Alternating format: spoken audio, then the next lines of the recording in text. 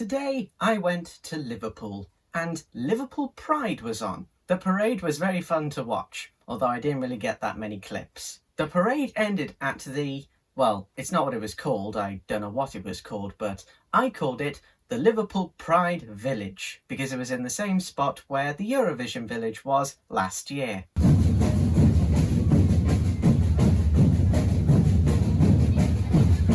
And they did have some very good live music there. Also, I took this photo, and thank God for live photo, because this guy here, he actually posed for the camera. I assumed he thought I was taking a video, which I wish I was. Now, as soon as I took the photo, I saw that he had posed, and I thought, well, I didn't catch that. But I went into a live video, and there you go. You can see the guy in the pup hood posing for the camera. The reason why I really wanted this photo is because he was the only one that posed in any of my photos.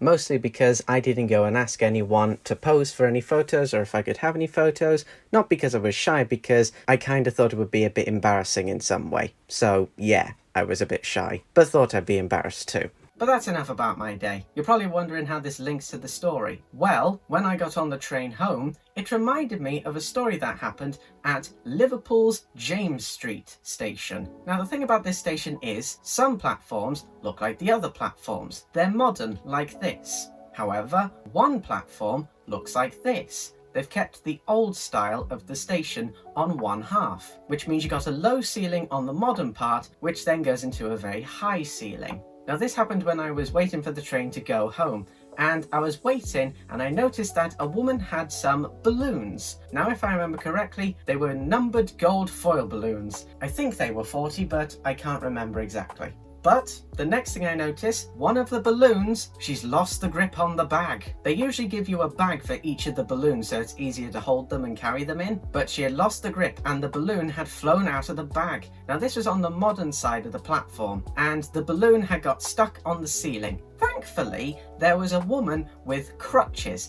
and she was lifting them up, trying to keep the balloon in one place, but also trying to somehow maneuver it down. But unfortunately, she was only able to get one crutch up and she accidentally knocked it, which caused it to head outwards.